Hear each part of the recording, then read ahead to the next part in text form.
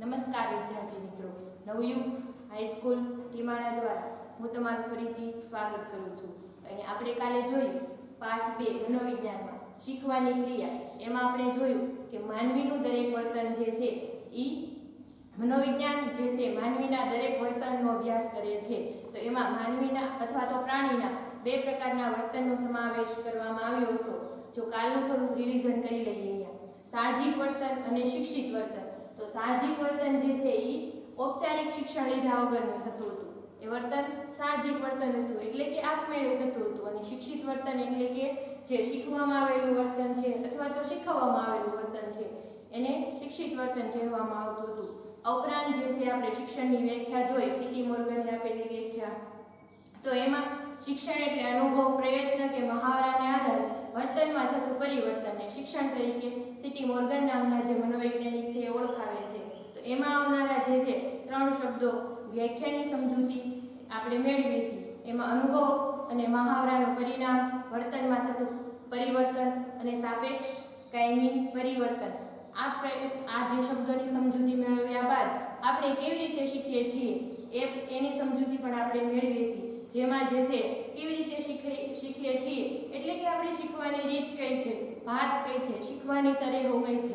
તો મનોવિજ્ઞાનમાં જે છે શીખવાની જે રીતો છે એના અંગેનો જે કેટલાક પ્રાયોગિક અભ્યાસો કરવામાં આવ્યા હતા. જેમાં આપણે શિક્ષણની એક રીતમાં અનુકરણ દ્વારા શિક્ષણની સમજૂતી મેળવી હતી, જેને અન્ય નામે નમૂનારૂપ શિક્ષણ, સામાજિક શિક્ષણ, મોડેલિંગ શિક્ષણ તરીકે પણ ઓળખવામાં આવે છે. આ ઉપરાંત પ્રયત્ન અને ભૂલ દ્વારા શિક્ષણ, જે થોર્નડાઇક નામના મનોવૈજ્ઞાનિકે કરેલા પ્રયોગો એટલે કે બિલાડી પર કરેલા પ્રયોગોની પણ સમજૂતી મેળવી હતી. એમાં જેમ જેમ પ્રયત્નો વધતા જાય તેમ તેમ ભૂલ અને સમયમાં ઘટાડો થતો જોવા મળે છે. અહીં થોર્નડાઇકના પ્રયોગ પ્રમાણે જોઈએ તો સૌપ્રથમ વાર જે છે બિલાડીએ પ્રથમ પ્રયત્નમાં ખોરાકની પ્રાપ્તિ 160 સેકન્ડમાં કરી હતી, જ્યારે અંતિમ પ્રયત્ન એટલે કે 24મા પ્રયત્નોમાં આ જ ખોરાકની પ્રાપ્તિ 10 સેકન્ડમાં કરી હતી. એ દર્શાવે છે કે જેમ જેમ પ્રયત્નો વધે તેમ તેમ ભૂલમાં જે છે ઘટાડો થતો જોવા મળે છે અને સાથે સાથે સમયમાં પણ ઘટાડો થતો જોવા મળે છે. આવો જ એક પ્રાયોગિક અભ્યાસ શિક્ષણની રીત નક્કી કરે છે અને જે સ્પર્ધાત્મક પરીક્ષાની દ્રષ્ટિએ ઉપરાંત પણ બોર્ડની પરીક્ષાની દ્રષ્ટિએ પણ ઉપયોગી એવો ટોપિક છે અભિસંધાન દ્વારા શિક્ષણ. તો આપણે જોઈએ અભિસંધાન દ્વારા જે છે શિક્ષણ કેવી રીતે થાય. તો સૌપ્રથમ જે છે અભિસંધાન શબ્દ શું છે તેની સમજૂતી મેળવીએ. અભિસંધાન એટલે એક પ્રકારનું જોડાણ અને આ જે છે અભિસંધાનનો પ્રયોગ સાંસરી વાત સાથે સંકળાયેલો જોવા મળે છે. તો આપણે જોઈએ અભિસંધાન ને બીજા અભિસંધાન દ્વારા શિક્ષણ જે છે તો અભિસંધાન એટલે શું? જોડાણ. અભિસંધાનને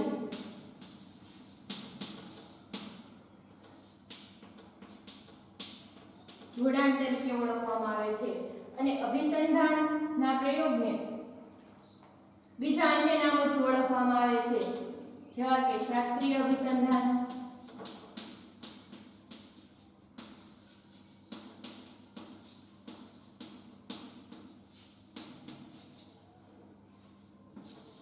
પ્રશિષ્ટ અભિસંધાન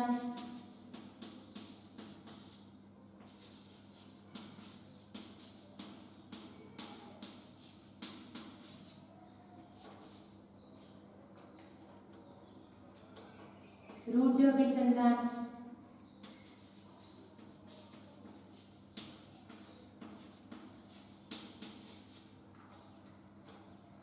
અને પરંપરાગત અભિસંધાન તરીકે પણ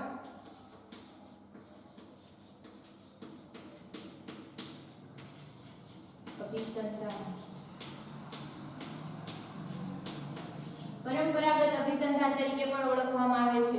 જો મિત્રો આ જે છે બોર્ડની પરીક્ષામાં માટે તો ઉપયોગી છે, તે સાથે સાથે જે લોકો કોન્સ્ટેબલ, પીએસઆઈ, પીએ ની જેવી સ્પર્ધાત્મક પરીક્ષાઓની તૈયારી કરી રહ્યા છે તેમના માટે પણ આ ઉપયોગી છે. શાસ્ત્રીય અભિસંધાનને બીજા કયા નામોથી ઓળખવામાં આવે છે અથવા તો શાસ્ત્રીય અભિસંધાનને નીચેનામાંથી કયા નામથી ઓળખવામાં આવે છે? તો આ જે છે એમાં આવા વિવિધ નામો આપેલા હોય તો શાસ્ત્રીય અભિસંધાન તરીકે, પ્રશિષ્ટ અભિસંધાન તરીકે, રૂઢ અભિસંધાન તરીકે અથવા તો પરંપરાગત અભિસંધાન તરીકે પણ ઓળખવામાં આવે છે. આ જે છે એના અન્ય નામ હોતા. તો અભિસંધાન એટલે જોડાણ. તો અભિસંધાનની વ્યાખ્યા જોઈએ. તટસ્થ ઉદ્દીપક સિવાયના અન્ય ઉદ્દીપક પ્રત્યે સમાન પ્રતિક્રિયા આપવાનું શિક્ષણ પ્રાપ્ત થાય તો અભિસંધાન કહેવાય છે.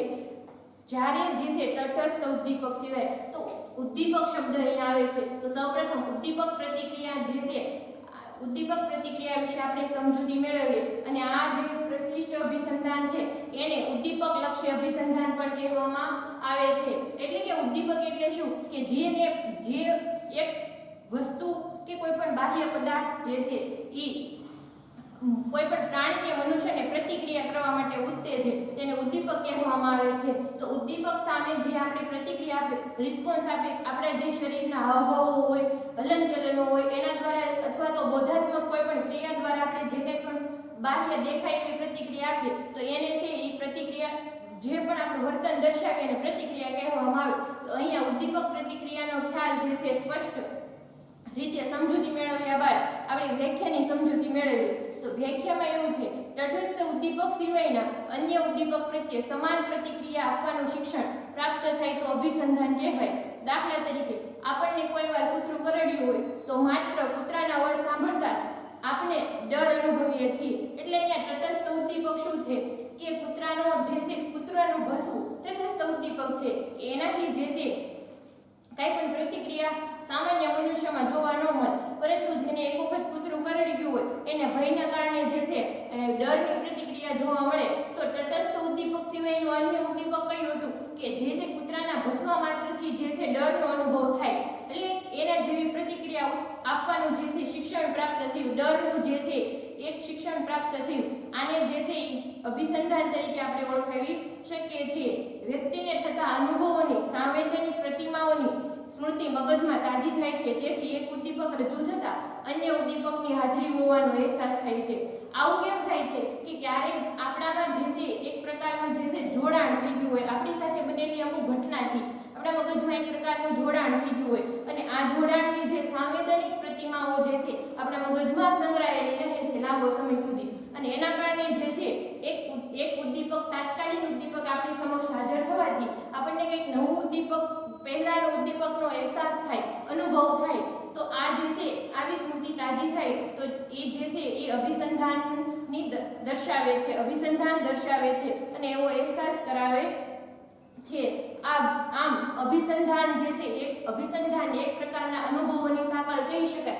એટલે કે એક ઉદ્દીપક રજૂ થતા જ આપણને એની સાથે સંકળાયેલું બીજું ઉદ્દીપક તરત જ યાદ આવે. એટલે અનુભવોની સાંકળ તરીકે પણ ઓળખાવી શકીએ છીએ. તો આ જે છે અભિસંધાન અંગેનો પ્રયોગ જે છે રશિયન શરીરશાસ્ત્રી ઇવાન પેટ્રોવિચ પાવલોવે કરેલો છે. અને આ ઇવાન પેટ્રોવિચ પાવલોવ જે છે એ તબીબી ક્ષેત્ર સાથે સંકળાયેલો હતો. બરાબર, એક મનોવૈજ્ઞાનિક તો હતા, સાથે સાથે જે છે તબીબી વિદ્યામાં પણ પારંગત હતા. તો સાથે એ જ્યારે છે પાચન ક્રિયાનો અભ્યાસ કરતા હતા ત્યારે જેણે જે છે આ જે છે અભિસંધાનનો પ્રયોગ કરેલો જોવા મળે છે. 1904માં જે છે આ પાચન ક્રિયાનો અભ્યાસ કરવા માટે 1904માં જે છે ઇવાન પેટ્રોવિચ પાવલોવને તબીબી વિદ્યા ક્ષેત્રે નોબેલ પારિતોષિક પણ એનાયત થયેલું જોવા મળે છે. તો આમાં જે છે તબીબી વિદ્યા સાથે સંકળાયેલા જે વ્યક્તિઓ છે તો આ મનોવિજ્ઞાનનો વ્યાપક જે છે આપણે ઉપયોગ છે એ દર્શાવે છે. એટલે કે મનોવિજ્ઞાનનો વ્યવહારમાં અન્ય ક્ષેત્રોમાં પણ ઉપયોગ દર્શાવે છે. જો પેટ્રોવિચ પાવલોવ જે છે તબીબી વિદ્યા ક્ષેત્ર સાથે સંકળાયેલા હતા તો પણ એને મનોવિજ્ઞાનમાં કેમ આવો પ્રયોગ દર્શાવ્યો છે? આવો પ્રશ્નથી સામાન્ય રીતે ઉદ્ભવ. આનું એક કારણ છે કે ઇવાન પેટ્રોવિચ પાવલોવ જે છે જ્યારે પાચન ક્રિયાનો અભ્યાસ કરતા હતા ત્યારે સાથે જે છે મનોવિજ્ઞાનનો ઉદ્ભવ થવાના જે જુદા જુદા વાદો અસ્તિત્વમાં આવ્યા હતા. વર્તનવાદ છે, સાહચર્યવાદ છે, ક્રિયાત્મકવાદ છે, રચનાવાદ છે, આવા બધા જે વાદો અસ્તિત્વમાં આવ્યા ત્યારે એ વાદોની અસર જે છે એમાંથી વર્તનવાદમાં ખાસ મુખ્યત્વે ફાળો આપનાર જે બી વોટસનનો જે વિચારસરણી હતી એની અસર છે પાવલોવ પર વધારે પડતા પ્રમાણમાં થઈ હતી. એના કારણે જે છે એને અભિસંધાન નામનું જે છે એ શાસ્ત્રીય અભિસંધાનનો પ્રયોગ આપ્યો હતો. અને શાસ્ત્રીય અભિસંધાનનો પ્રયોગ એટલે આ જે છે અભિસંધાન દ્વારા શિક્ષણના પ્રયોગને પાવલોવે કરેલો પ્રયોગને શાસ્ત્રીય અભિસંધાનનો પ્રયોગ એટલા માટે કહેવામાં આવે છે કે સૌપ્રથમ વખત જે છે આવા અભિસંધાનનું પ્રાયોગિક ધોરણે કાર્ય કરનાર વ્યક્તિ જે છે પાવલો છે. એટલે કે સૌપ્રથમ વખત જે છે આ પ્રયોગ કરવાનો પ્રયત્ન કર્યો હતો અને પ્રાયોગિક ધોરણે જે છે અભિસંધાનને સ્થાપિત કર્યું. તેથી એને પ્રશિષ્ટ અભિસંધાન, શાસ્ત્રીય અભિસંધાન, પરંપરાગત અભિસંધાન અને રૂઢ અભિસંધાન તરીકે પણ ઓળખવામાં આવે છે. સૌથી પ્રાચીન જે છે ખ્યાલ દર્શાવે છે. તો આ પ્રયોગ જોઈએ તો આમાં જે છે સૌપ્રથમ જે છે એક પાવલોવે એક વ્યવસ્થિત ઓરડાની રચના કરી હતી અને એમાં જે છે એક વ્યવસ્થિત સ્ટેન્ડ પર કૂતરાને રાખવામાં આવ્યો હતો અને કૂતરાની જે લાળ ગ્રંથિ હોય એમાં જે છે ઓપરેશન દ્વારા એક નળીનું જોડાણ કરવામાં આવ્યું હતું, જેનાથી એ લાળને પોતે લાળ પાત્રમાં સરળતાથી માપન માટે જોઈ શકાય અથવા તો લઈ શકાય એ માટેની રચના કરવામાં આવી હતી. હવે જે છે કૂતરાને સ્ટેન્ડ પર રાખી અને આવી જે છે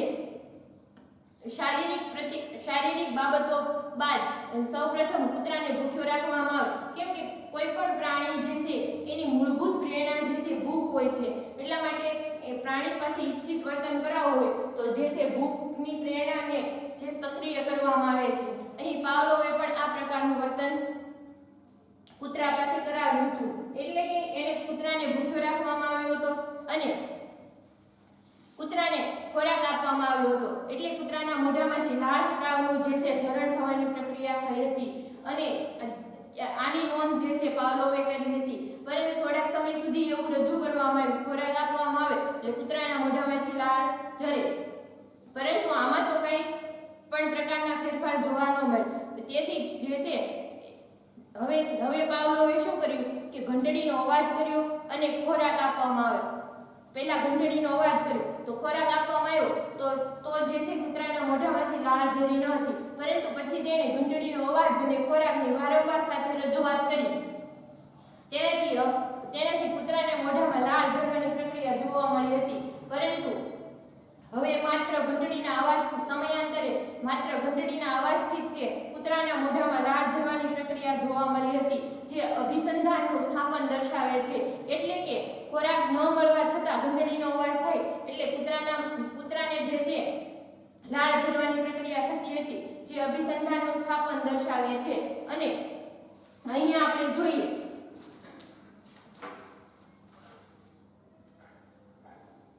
તો પાવલોવે ફક્ત એટલાથી તે જે છે આ પ્રયોગ અટકાવી દીધો ન હતો. એણે જે છે પ્રશિષ્ટ અભિસંધાનના વિવિધ ખ્યાલોની સમજૂતી મેળવવા માટે આ પ્રયોગને સક્રિય રાખ્યો હતો. તો એમાં મૂળભૂત ખ્યાલોમાં જોઈએ તો અનઅભિસંધિત ઉદ્દીપક. અનઅભિસંધિત ઉદ્દીપક કોને કહેવાય? અભિસંધિત એટલે જોડાણ, અનઅભિસંધિત એટલે જે જોડાણ ક્રિયા વગરનું ઉદ્દીપક હોય તે. તો અહીંયા જોઈએ અનઅભિસંધિત ઉદ્દીપકની વ્યાખ્યા. જે ઉદ્દીપક કુદરતી સ્વાભાવિક પ્રતિક્રિયા માટે જવાબદાર હોય તેને અનઅભિસંધિત ઉદ્દીપક કહેવાય છે.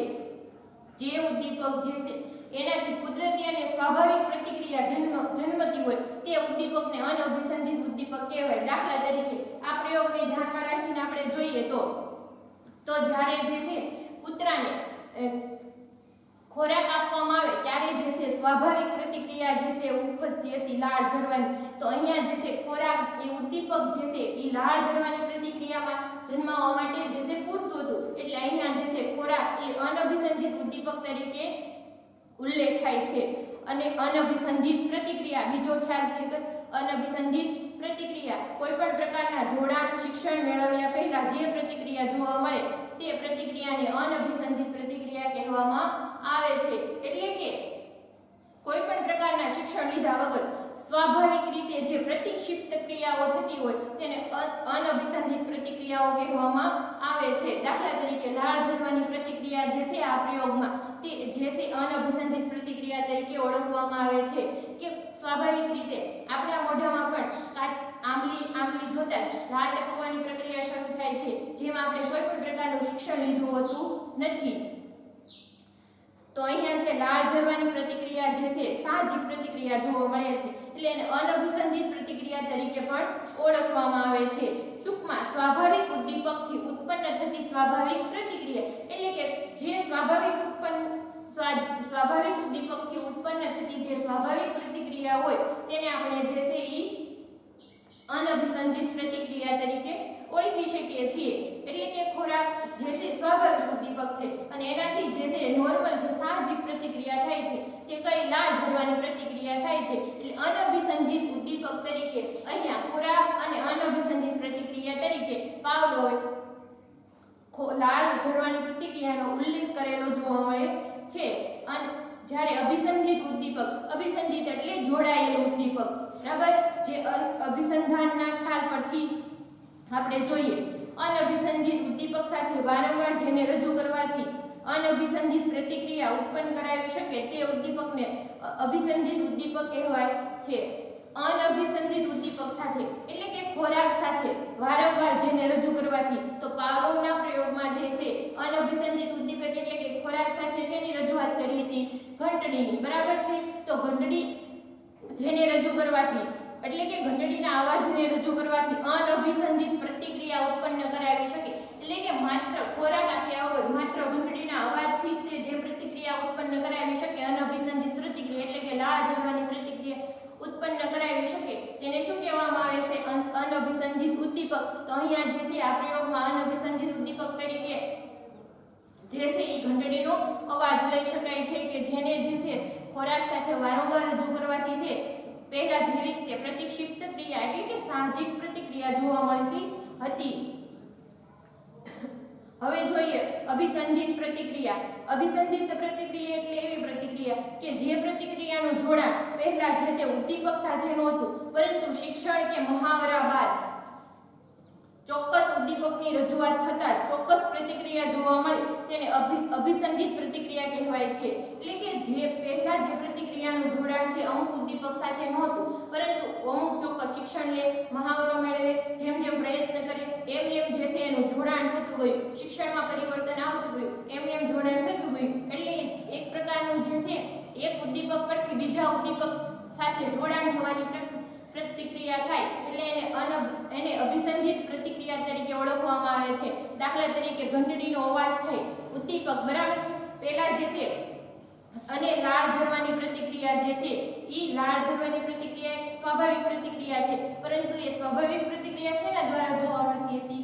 ખોરાક દ્વારા. પરંતુ હવે જે છે ખોરાક ના આપવામાં આવે અને ઘંટડીનો અવાજ કરવા માત્રથી જે છે લાળ ઝરવાની પ્રતિક્રિયા જોવા મળે, તો આ જે પ્રતિક્રિયા કેવી કહેવાય? કે શિક્ષણ લીધું, પુત્રને એક પ્રકારનું શિક્ષણ આપવામાં આવ્યું, વારંવાર જે છે મહાવરો કરવામાં આવ્યો હતો, પુનરાવર્તન કરવામાં આવ્યું હતું, શેનું? ઘંટડીના અવાજનું અને ખોરાકનું વારંવાર રજૂઆત થતા જે છે આવી પ્રતિક્રિયાઓ ઉત્પન્ન થઈ હતી. એટલે કે ઘંટડીના અવાજ માત્રથી જે લાળ ઝરવાની પ્રતિક્રિયા થતી હતી એટલે અભિસંધિત પ્રતિક્રિયા તરીકે ઓળખવામાં આવે છે.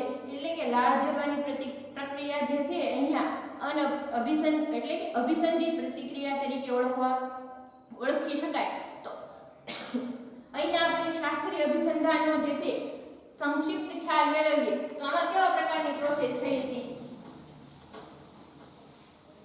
અભિસંધાન પહેલા કેવી પ્રતિક્રિયાઓ જોવા મળતી હતી અને અભિસંધાન બાદ કેવી પ્રતિક્રિયાઓ જોવા મળતી હતી? અભિસંધાન દરમિયાન જોઈએ તો અભિસંધાન પહેલા શું જોવા મળતું હતું?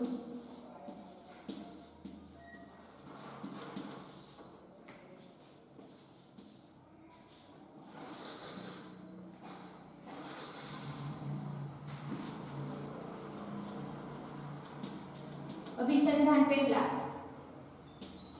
ખોરાક આપવામાં આવતો હતો અને લાળ સ્રાવ જોવા મળતો.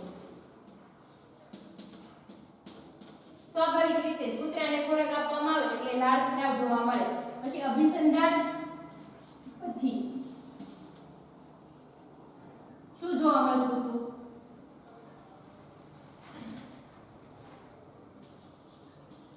ઘંટડીનો અવાજ,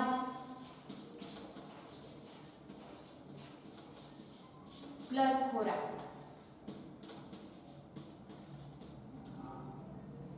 અને લાળ સ્રાવ.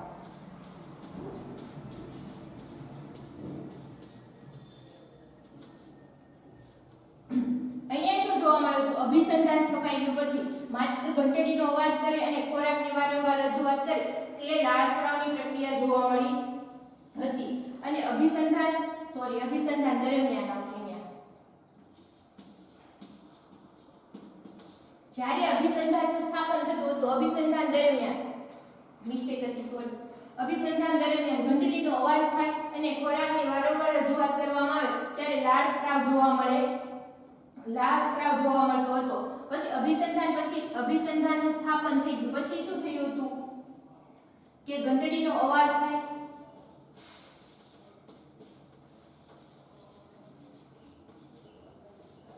અને લાળ સ્ત્રાવ જોવા મળતો.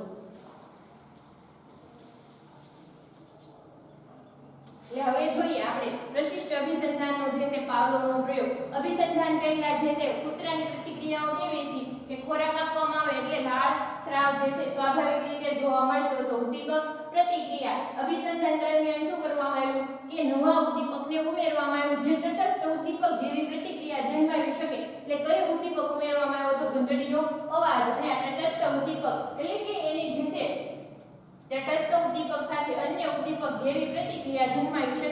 એટલે લાળ સ્ત્રાવ જે છે જન્માવી શકે. અને અભિસંધાન પછી જે છે ઘંટડીનો અવાજ માત્ર ઘંટડીના અવાજથી તે જે છે તટસ્થ પ્રતિક્રિયા સાહજિક પ્રતિક્રિયા જન્માવી શકે તે જે લાળ સ્ત્રાવની પ્રતિક્રિયા જે છે એ જન્માવી શકે. એટલે અભિસંધાન થયું, અભિસંધાનનું સ્થાપન થયું હોય તેવું કહી શકાય છે.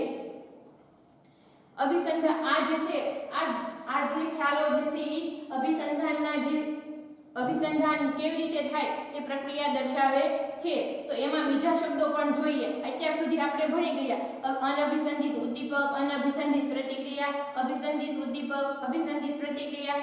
આ જે છે ખ્યાલો જે છે આ ઉપરાંત અન્ય ખ્યાલો પણ છે જેમ કે પ્રબલન. તો પ્રાણીની જે છે શીખેલી પ્રતિક્રિયાને દ્રઢ કે બળવત્તર બનાવનાર ઘટક છે એને પ્રબલન કહેવામાં આવે છે. અને પાવલોવના પ્રયોગમાં જે છે પ્રબલન તરીકે ખોરાક જે છે એ ઉપયોગમાં લેવામાં આવે છે. પ્રબલન એટલે શું કે કોઈ પણ પ્રતિક્રિયા હોય, શીખેલી હોય અથવા તો શીખવામાં આવેલી પ્રતિક્રિયા હોય એને દ્રઢ બનાવે એટલે કે એકદમ મજબૂત બનાવે એને પ્રબલન કહેવામાં આવે. દાખલા તરીકે ક્લાસરૂમમાં આપણે જે છે વિદ્યાર્થીઓ જ્યારે છે જવાબ આપે ત્યારે શિક્ષકો દ્વારા સરસ, વેરી ગુડ જેવા શબ્દો બોલવામાં આવે તો ફરી વખત વિદ્યાર્થીઓ જે છે અન્ય વિદ્યાર્થીઓ પણ જે છે જવાબ આપવા માટે પ્રેરાય છે. તો અહીંયા જે છે પ્રોત્સાહક શબ્દો જે છે એ પ્રબલન તરીકે ઉપયોગમાં આવે છે એટલે કે પ્રબલક તરીકેના કાર્ય કરે છે. આ ઉપરાંત જે છે પાવલોવના પ્રયોગમાં જોઈએ તો ખોરાક આપતા તેનામાં લાળ સ્ત્રાવ કરવાની, લાળ સ્ત્રાવની જે છે પ્રતિક્રિયા જોવા મળતી હતી અને લાળ સ્ત્રાવની પ્રતિક્રિયાને જે છે દ્રઢ બનાવતો હતો ખોરાક, બરાબર. એટલે એને પ્રબલન તરીકે ઓળખવામાં આવે છે. તો બીજો શબ્દ જોઈએ તો વિલોપન. પ્રાણીમાં એકવાર અભિસંધાન સ્થપાઈ જાય પછી સતત અભિસંધિત ઉદ્દીપક ઘંટડીના અવાજ સાથે જો અનઅભિસંધિત ઉદ્દીપક રજૂ કરવામાં ન આવે તો પ્રબલકની ગેરહાજરીમાં ક્રમશઃ અભિસંધાન લુપ્ત થતું જોવા મળે છે જે વિલોપન તરીકે ઓળખવામાં આવે છે. જો પ્રાણીમાં એક વખત અભિસંધાન સ્થપાઈ ગયું એટલે અહીંયા જે છે શું અભિસંધાન સ્થપાણું હતું કે ઘંટડીનો અવાજ આવે એટલે લાળ સ્ત્રાવની પ્રતિક્રિયા જોવા મળે છે. આ એક વખત જે છે એ અભિસંધાન સ્થપાઈ ગયું હતું પરંતુ અભિસંધાન સ્થપાઈ ગયા પછી જો આ જે છે ખોરાક માત્ર ઘંટડીનો અવાજ જ કરવામાં આવે, ખોરાક આપવામાં આવે નહીં, બરાબર. જો લાળ સ્ત્રાવ જરી જાય પછી પણ જો ખોરાક આપવામાં આવે નહીં તો શું થાય? એક સમય એવું થાય કે કૂતરાને જે છે લાળ સ્ત્રાવની પ્રક્રિયા બંધ થઈ ગઈ હતી એટલે કે જે છે પ્રતિક્રિયાનું વિલોપન જોવા મળે છે. પ્રતિક્રિયા કઈ હતી? લાળ સ્ત્રાવની પ્રતિક્રિયા. પછી ગમે એટલો ઘંટડીનો અવાજ કરવામાં આવે કૂતરામાં જે છે લાળ સ્ત્રાવની પ્રતિક્રિયા જોવા મળી ન હતી. એટલે કે જો એક વખત જે છે એ પ્રબલક રજૂ કરવામાં ન આવે તો ક્રમશઃ જે છે પ્રબલનની પ્રતિક્રિયામાં ઘટાડો થતો હોય એવું જોવા મળે છે. દાખલા તરીકે જોઈએ આપણે વ્યવહારમાં તો બાળક જે છે દરેક વ્યક્તિ માટે દાદા સંબોધન કરે. જે કોટ પહેર્યું હોય, ધોતી પહેર્યું હોય, ટોપી પહેરી હોય, હાથમાં લાકડી હોય તો આ જે છે એને એક વખત કહી હોય કે આને દાદા કહેવાય એટલે બાળક જે છે દર વખતે જે છે દાદાનું સંબોધન કરે. પરંતુ જો એમાં જે છે એની માતા પિતા ગુસ્સે થાય અને એવું કહે કે આ જે છે આને જે છે દાદા કહેવાય નહીં, બીજા અન્ય વ્યક્તિને જોઈને પણ દરેક વ્યક્તિને જોઈને દાદાનું સંબોધન કરતા ત્યારે માતા પિતા ગુસ્સે થઈને એવું કહે કે આ દરેક વ્યક્તિને દાદા ન કહેવાય. એટલે બાળક જે છે ધીમે ધીમે દાદા કોને કહેવાય એ સંબંધને જે છે સમજતા શીખતું થઈ જાય. આ જે છે એનામાં ઉત્પન્ન થયેલી જે છે પ્રતિક્રિયા ને શું કરવામાં આવ્યું હતું? વિલોપન કરાવવામાં આવ્યું હતું, ભેદબોધન. હવે જોઈ ઉદ્દીપક. નેક્સ્ટ છે ઉદ્દીપક સામાન્યીકરણ. સામાન્યીકરણ એટલે કે એક ઉદ્દીપક જેવા જ સમાન લાગતા અન્ય ઉદ્દીપકને પહેલાના ઉદ્દીપક જેવું સમજવું. ઉદ્દીપક સામાન્યકરણ એટલે શું કે એક ઉદ્દીપક જેવા જ તે બીજા ઉદ્દીપક લાગે એટલે એના પ્રત્યે પહેલા જે ઉદ્દીપક પ્રત્યે પ્રતિક્રિયા આપવામાં આવતી હતી એવી ને એવી રીતે પ્રતિક્રિયા બીજા ઉદ્દીપક પ્રત્યે પણ આપવામાં આવે. અહીં પાવલોવના પ્રયોગમાં જોઈએ આપણે તો પાવલોવે આ પ્રયોગને આગળ વધારતા જે છે ઘંટડીનો અવાજના બદલે છે બજરનો અવાજ કર્યો હતો. જે બજરનો અવાજ આવતો હતો એનાથી પણ પ્રાણી જે છે કૂતરો એ લાળ સ્રાવની પ્રતિક્રિયા આપતો હતો. એટલે કે સામાન્યકરણ એક જેવું તે ઘંટડીના અવાજ જેવો તે અને બજરનો અવાજ આવતો હતો. બંને વચ્ચે જે છે એને કાંઈ તફાવત લાગતો નહોતો. સામાન્યકરણ થઈ ગયું હતું એટલે જે છે એને ઉદ્દીપક સામાન્યકરણ કહેવામાં આવે છે. વ્યવહારમાં આપણે જોઈએ તો બાળક જે છે કોઈ પણ લાંબો કોટ ધોતિયું ટોપી પહેરી હોય તો એવા જે છે વડીલ વ્યક્તિને દાદા તરીકે સંબોધન કરે તો એના જેવો તે પહેરવેશ બીજા કોઈએ પહેર્યો તો એનું પણ જે છે એને સંબંધમાં દાદા ન થતા હોય તો પણ જે છે એવા પહેરવેશવાળા વ્યક્તિને દાદા તરીકે સંબોધન કરે. બે વચ્ચેના સંબંધનો એને હજી તફાવત ખબર નથી એટલા માટે જે છે ઉદ્દીપકનું સામાન્યકરણ કરતું હોય એવું કહી શકાય છે. આ ઉપરાંત આપણે જોઈએ તો ઉદ્દીપક ભેદબોધન. ઉદ્દીપક ભેદબોધન એટલે બે ઉદ્દીપક વચ્ચેના જે છે તફાવતને પારખવો કે અહીંયા જે છે પાવલોવના પ્રયોગમાં ઘંટડીનો અવાજ અને બજરના અવાજ વચ્ચે જે છે તો આવો ભેદ પારખવા માટે કેવું શિક્ષણ આપવામાં આવે તો જ્યારે ઘંટડીનો અવાજ કરવામાં આવે ત્યારે જે છે કૂતરાને ખોરાક આપવામાં આવે અને જ્યારે બજરનો અવાજ કરવામાં આવે ત્યારે જે છે કૂતરાને ખોરાક આપવામાં આવતો નથી. આવું વારંવાર કર્યા પછી કૂતરાને જે છે બે ઉદ્દીપક વચ્ચેનો સામાન્ય તફાવત ખબર પડી જાય છે. એટલા માટે જ્યારે ઘંટડીનો અવાજ આવે છે ત્યારે જ કૂતરો તે લાળ સ્રાવની પ્રતિક્રિયા આપે છે અને જ્યારે બજરનો અવાજ આવે છે ત્યારે જે છે લાળ સ્રાવની પ્રતિક્રિયા આપતો નથી. આથી કહી શકાય કે બંને વચ્ચે જે છે એને ભેદબોધન થઈ ગયું. તો અહીંયા પણ આપણે જોઈએ વ્યવહારમાં જે છે કે કોઈ પણ લાંબો કોટ પહેર્યો હોય ધોતિયું પહેર્યું હોય અથવા તો ટોપી પહેરી હોય તો બાળક જે છે દાદા તરીકે સંબોધન કરતું હતું એ જ બાળકને જે છે શીખવવામાં આવે અથવા તો બંને વચ્ચે ભેદ સ્પષ્ટ દર્શાવવામાં આવે માતા પિતા દ્વારા વડીલો દ્વારા તો બાળક જે છે કોઈ પણ આવું બીજા વ્યક્તિને જે એના સંબંધમાં દાદા ન થતા હોય એને પણ દાદા તરીકે ઉચ્ચાર કરતો જે છે એ બંધ થઈ જાય અને દાદા સાથેના એના જે સંબંધો હોય એટલે કે વ્યવહારિક જે સંબંધો હોય સ્પષ્ટપણે ઓળખતું થતું હોય એવું પણ જોવા મળતું હોય છે. અહીંયા જે છે આ અભિસંધાનનો પ્રયોગ જે છે પૂર્ણ થાય છે અને પાવલોવે જે છે અહીંયા એક આગવું પ્રદાન દર્શાવેલું જોવા મળે છે. અસ્તુ વિદ્યાર્થી મિત્રો આપણે આગળ જોઈ કે શિક્ષણની તરાહોમાં અનુકરણ દ્વારા શિક્ષણ, પ્રયત્ન અને ભૂલ દ્વારા શિક્ષણ, અભિસંધાન દ્વારા શિક્ષણ તો એમાંનો જે છે શાસ્ત્રીય અભિસંધાનનો ખ્યાલ જે છે આપણે આગળ સ્પષ્ટતા મેળવી તો એવો જ જે ખ્યાલ જે છે અભિસંધાન સાથે સંકળાયેલો કારક અભિસંધાનનો ખ્યાલ જે શિક્ષણ મેળવવાની એક રીત છે. તો કારક અભિસંધાનને જે છે એ બીજા કયા નામે ઓળખવામાં આવે છે? સાધનરૂપ અભિસંધાન અને ક્રિયાત્મક અભિસંધાનના નામે પણ ઓળખવામાં આવે છે. અને આ અભિસંધાનનો જે છે પ્રાયોગિક ધોરણે અભ્યાસ કરવાનો યશ બીએફ સ્કિનર નામના જે મનોવૈજ્ઞાનિકના ફાળે જાય છે.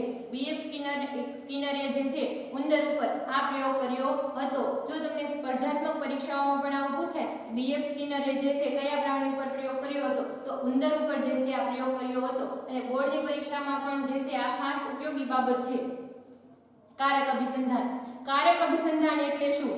તો કારક અભિસંધાન કોને કહી શકાય? તો બીએફ સ્કિનરે જે છે એવું નોંધ્યું કે દરેક વર્તન જે છે ઉદ્દીપક પ્રતિક્રિયાના સ્વરૂપમાં જે છે રજૂ થતું નથી. અમુક વર્તન એવું હોય છે જે ઉદ્દીપક વગર પણ રજૂ થતું જોવા મળે છે તો એવા વર્તનને કારક વર્તન કહે છે. દાખલા તરીકે પ્રાણીઓ પક્ષીઓનું ઉડવું, કલરવ કરવો આ બધું વર્તન જે છે કોઈ પણ ઉદ્દીપક વગર જોવા મળે છે.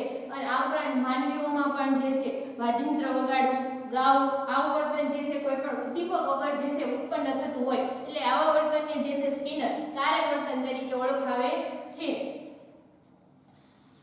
કોઈ પણ પ્રતિક્રિયા ન હોય તો પણ પ્રબલન મળતું એટલે કે જ્યારે કોઈ પણ પ્રતિક્રિયા કરવામાં ન આવતી ત્યારે શાસ્ત્રીય અભિસંધાનમાં જે છે એ પ્રબલન મળતું હતું. પરંતુ કારક અભિસંધાનને જે છે ક્રિયાત્મક અભિસંધાન તરીકે પણ ઓળખવામાં આવે એટલે કે જ્યારે જે છે કોઈ પણ પ્રાણીને કોઈ પણ ક્રિયા કરે તો જ એના બદલામાં જે છે એને ચોક્કસ પ્રબલન પ્રાપ્ત થાય છે. જ્યારે શાસ્ત્રીય અભિસંધાનમાં જે છે પ્રાણીને કોઈ પણ ક્રિયા કરવામાં નહોતી આવતી, માત્ર ને માત્ર એની જે સાહજિક પ્રતિક્રિયાથી જે છે એને પ્રબલન એટલે કે ખોરાક પ્રાપ્ત થતો હતો. જ્યારે કારક અભિસંધાનમાં જે ચોક્કસ ક્રિયા કરે, ઇચ્છિત ક્રિયા કરે પ્રાણી, તો જ એને પ્રબલન પ્રાપ્ત થાય છે. તો જોઈએ કારક અભિસંધાનનો ખ્યાલ. જે છે રશિયન જે શરીરશાસ્ત્રી હતા, એણે રશિયન શરીરશાસ્ત્રી જે છે પાવલોવની જેમ અમેરિકન મનોવૈજ્ઞાનિક છે BF સ્કિનરે આ ખ્યાલ રજૂ કરેલો છે અને ક્રિયાત્મક અભિસંધાનની મહામૂલી ભેટ આપણને આપેલી છે.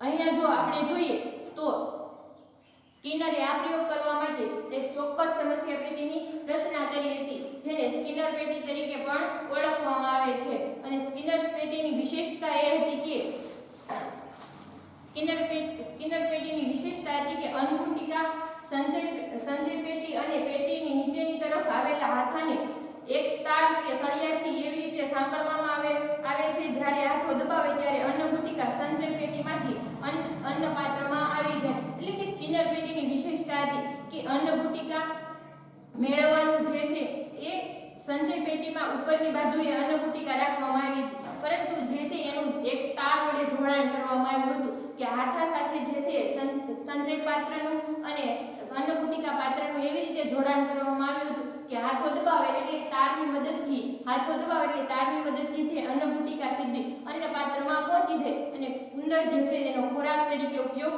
કરી શકે. તો આ સમસ્યા પેટીમાં એક ભૂખ્યા ઉંદરને મૂકવામાં આવ્યો. ઉંદરે શરૂઆતમાં જે છે એ અંદર જતા જ આમ તેમ આટા મારવા, દોડાદોડી કરવી, સળિયાને બચકા ભરવા, બહાર નીકળવા માટેના પ્રયત્નો કરવા, આ જે છે આવા અનેક પ્રયત્નો કર્યા, પરંતુ તેને જે છે અચાનક જે છે એનાથી જે છે હાથો દબાઈ ગયો. એટલે જે છે અન્નગુટિકા પાત્રમાં જે છે અન્નગુટિકા એ ખોરાક રૂપે એને પ્રાપ્ત થઈ, પરંતુ એનું ધ્યાન જે છે ત્યારે હતું નહીં, કેમ કે હાથો દબાવવાથી જે છે અન્નગુટિકા પાત્રમાં જે છે અન્નગુટિકા, પરંતુ થોડા સમય બાદ એનું ધ્યાન જવાથી જે છે અન્નગુટિકા આરોગ્ય છે. પછી ફરી વખત જે છે ઉંદરને મૂકવામાં આવે છે ત્યારે પણ તે આ જ પ્રકારનું વર્તન કરે છે અને હાથો દબાવવાથી અન્નગુટિકા પાત્રમાં અન્નગુટિકા પડે છે, એટલે જે છે ખોરાક તરીકે લે છે. આવું જે છે વારંવાર જે છે થયું હતું, પરંતુ આ જે છે માત્ર એક યાંત્રિક વર્તન હતું. ઉંદર જે છે એનાથી તદ્દન બેખબર હતો, પરંતુ વારંવારની આવી પ્રતિક્રિયાથી એને જે છે ખોરાક પ્રાપ્ત થતો હતો. તેથી તે સમસ્યા પેટીમાંથી બહાર નીકળવા માટેનો જે છે સતત વ્યર્થ પ્રયત્ન કરતો હતો. તેનાથી ફરી વખત હાથો દબાઈ જાય અને અન્નગુટિકા પ્રાપ્ત થઈ જતી હતી. સૌપ્રથમ પ્રયત્નમાં જે છે ઉંદરે 15 મિનિટમાં અન્નગુટિકા પ્રાપ્ત કરી હતી. ત્યારબાદના પ્રયત્નોમાં જે છે એ 47 મિનિટમાં અને ત્યારબાદના ત્રીજા પ્રયત્નમાં જે છે 71 મિનિટમાં જે છે એ અન્નગુટિકા પ્રાપ્ત કરી હતી. અને જ્યાં વારંવાર આવી નિષ્ફળ પ્રતિક્રિયાઓથી જે છે ઉંદરને એક પ્રકારનું શિક્ષણ પ્રાપ્ત થયું હતું અને નિષ્ફળ પ્રતિક્રિયાઓ ઓછી થઈ ગઈ. પછી જ્યારે ઉંદરને જે છે સમસ્યા પેટીમાં એટલે કે સ્કિનર પેટીમાં મૂકવામાં આવે એટલે તરત જ હાથો દબાવી અને અન્નગુટિકા પ્રાપ્ત કરી લેતો હતો. એટલે કે એમાં જે છે ઉંદરે એક પ્રકારની ક્રિયા કરી અને એના બદલામાં જે છે એને પ્રબલન એટલે કે અન્નગુટિકા પ્રાપ્ત થઈ હતી. એટલે કે આ અભિસંધાનમાં જે છે કારક વર્તન કરે તો જ પ્રાણીને જે છે પ્રબલન મળે છે, નહીં તો મળતું નથી. એટલે કે પ્રાણીને ચોક્કસ પ્રકારની પ્રતિક્રિયા કરવી પડે છે. અને આમ સમસ્યા પેટીમાં પુરાયેલા ભૂખ્યા ઉંદરના સમસ્યા પેટીમાંથી બહાર નીકળવાના વ્યર્થ પ્રયાસો કરતા હાથો દબાઈ જવાથી તેને ખોરાક પ્રાપ્ત થયો, જેનાથી તેની પ્રતિક્રિયાઓને પ્રબલન મળ્યું હતું. અને પ્રબલન મળવાથી જે છે ઉંદરની પ્રતિક્રિયાનું દૃઢીકરણ થયું હતું. અને આ પરથી સ્કિનર એવું કહે છે કે કોઈ પણ વ્યક્તિને પ્રબલન દ્વારા આપણે ઇચ્છિત વર્તન કરાવી શકીએ છીએ, અથવા તો કોઈ પણ પ્રાણીને પણ પ્રબલન આપવાથી આપણે જે છે આપણી ઈચ્છા પ્રમાણેનું વર્તન કરાવી શકીએ છીએ. તો આમાં જે છે ઘણા મૂળભૂત ખ્યાલો જોવા મળે છે. તો એમાં જે છે પ્રબલન, પહેલા જે ખ્યાલ જે છે એ પ્રબલનનો જોઈએ. તો પ્રબલનનો ખ્યાલ આપણે આગળ જોઈ ગયા. જે પ્રતિક્રિયાને દ્રઢ, શીખેલી અથવા તો શીખવામાં આવેલી પ્રતિક્રિયાને દ્રઢ અથવા તો બળવત્તર બનાવનારું જે ઘટક હોય એને પ્રબલન તરીકે ઓળખવામાં આવે છે. તો અહીંયા જે છે શીખેલી અથવા શીખવવામાં આવેલી પ્રતિક્રિયાને દ્રઢ બનાવનારું ઘટક શું હતું? અન્નગુટિકા જે છે એ ઉંદરની પ્રતિક્રિયાને વારંવાર દ્રઢ બનાવતું હતું. અને આ જે છે પ્રબલનના બે પ્રકારો દર્શાવવામાં આવે છે, વિધાયક પ્રબલન અને નિષેધક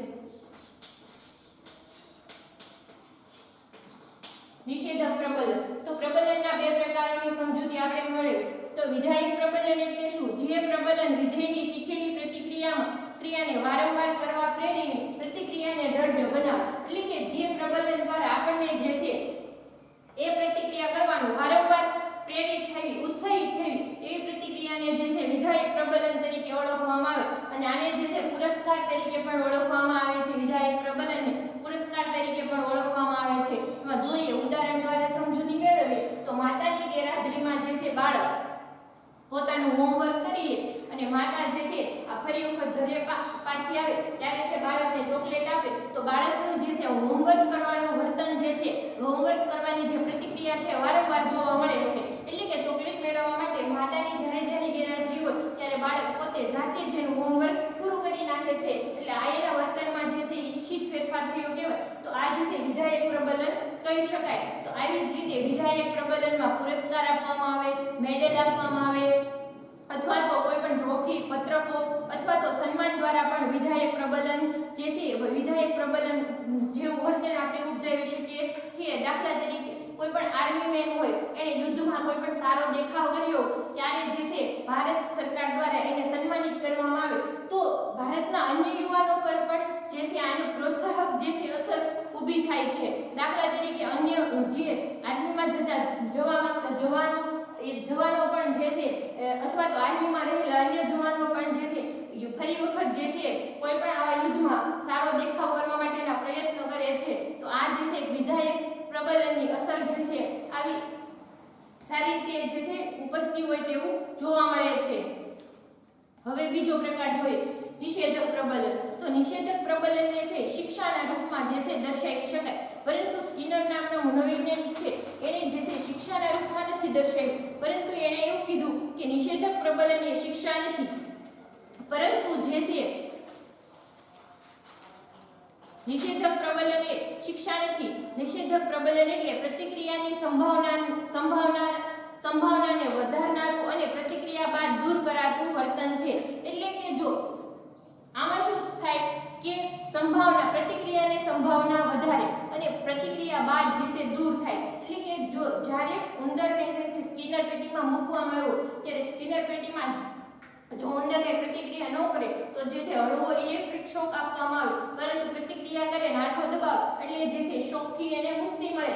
એટલે એક પ્રકારની શિક્ષા થાય અને શિક્ષા દ્વારા જે છે એ વર્તન જે છે પ્રતિક્રિયા એની વધારે અને ઉદ્દીપક જે છે પ્રતિક્રિયા બાદ જે છે દૂર થાય. એટલે કે હાથો દબાવે એટલે જે છે શોક લાગવાનું વર્તન જે છે દૂર થઈ જાય. એટલે શોક લાગવાનું દૂર થઈ જાય એટલે જે છે ઉંદર આવી પ્રતિક્રિયા કરવા માટે વારંવાર પ્રેરાય છે. જો ક્લાસમાં જે છે બધા વિદ્યાર્થીઓ અવાજ કરતા હોય અને શિક્ષક જે છે એક વિદ્યાર્થીને શિક્ષા કરે અથવા તો એવા કોઈ પણ અપમાનજનક શબ્દો ક્યારેક બોલે તો જે છે અન્ય વિદ્યાર્થીઓ જે છે અવાજ કરવાનું બંધ રાખે છે. તો આ જે છે નિષેધક પ્રબલનની અસર જોવા મળતી હોય એવું કહી શકાય. હવે બીજો ખ્યાલ જોઈએ તો વિલોપન જે છે.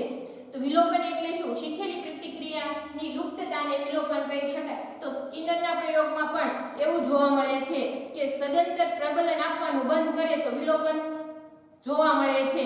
પ્રાણીને વિલોપનનું શિક્ષણ આપવા માટે પ્રાણીને એકવાર સંપૂર્ણપણે અભિસંધાન શિક્ષણ પ્રાપ્ત કરી લે ત્યારબાદ પ્રાણીને ફરી પ્રાયોગિક પરિસ્થિતિમાં મૂક્યા પછી ચોક્કસ ઉદ્દીપક માટે શીખેલી પ્રતિક્રિયા કરે છે. તેમ છતાં ઘણા બધા પ્રયત્નો સતત પ્રબલન આપવામાં ન આવે તો પ્રાણીમાં તે પ્રતિક્રિયાનો દર ધીમે ધીમે ઘટતો જાય અને છેવટે પ્રતિક્રિયા સદંતર બંધ થતી જોવા મળે છે.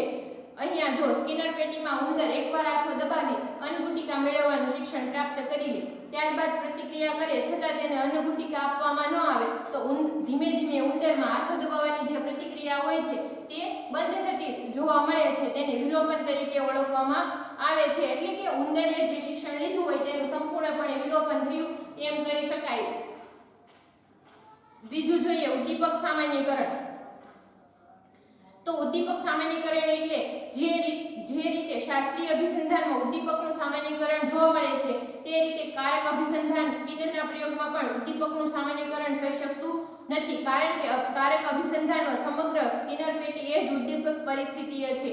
જો કે રોજબરોજના જીવનમાં કારક અભિસંધાનમાં પણ ઉદ્દીપકનું સામાન્યીકરણ થવાના અનેક ઉદાહરણો જોવા મળે છે. દાખલા તરીકે બાળક રમકડાથી રમતું હોય અને તેનું રમકડું સંતાડો તો થોડી જ વારમાં બાળક તે રમકડું શોધી કાઢે છે. આવું વારંવાર કરવાથી તમે તેનું રમકડું સંતાડો કે તરત જ એ જગ્યાએથી બાળક રમકડું શોધી કાઢવાની ક્રિયા શીખી લે છે. આ ક્રિયાને અભિસંધાન કહી શકાય. હવે અન્ય જગ્યાએ રમકડું સંતાડો તો થોડા પ્રયત્નોને અંતે બાળક નવી જગ્યાએથી પણ રમકડું શોધી કાઢે છે.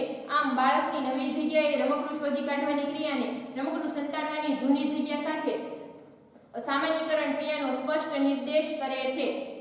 એટલે કે શાસ્ત્રીય અભિસંધાનમાં જે છે આપણે બે ઉદ્દીપક રજૂ કરી અને જે છે ઈ ઉદ્દીપક સામાન્યીકરણ વચ્ચેનો આપણે છે ઈ તફાવત જે છે સ્પષ્ટ દર્શાવી શકતા હતા કે બજરનો અવાજ અને ઘંટડીનો, પરંતુ સ્કિનરના પ્રયોગમાં માત્ર ઉદ્દીપક પરિસ્થિતિ તરીકે સ્કિનર પેટીની તે ઉપયોગ કરવામાં આવે છે. એટલે આપણે જે છે ઈ એવી શાસ્ત્રીય અભિસંધાન જેવી પરિસ્થિતિ ઉત્પન્ન કરી શકતા નથી, પરંતુ વ્યવહારમાં જે છે કારક અભિસંધાનનો જે છે ઉપયોગ થાય છે સામાન્યીકરણ કરવામાં. તો કેવી રીતે કે બાળકનું રમકડું જે છે આપણે જ્યારે એક જગ્યાએ સંતાડી દીધું અને બાળક જે છે ઈ શોધી લે અને જ્યારે રમકડું સંતાડવાની જગ્યા બદલી નાખે તો પણ જૂની જગ્યાએ સંતાડ્યું હોય તેના જે છે આશરો એના જે છે બોધાત્મક ક્રિયાઓને ખ્યાલ લગાડીને પણ નવી જગ્યાએથી પણ રમકડું શોધી લે. એટલે કે એક જગ્યાનું બીજી જગ્યા સાથે જે છે જોડાણ એને થઈ ગયું હોય એટલે સામાન્યીકરણ કરતું હોય એવું જોવા મળે છે.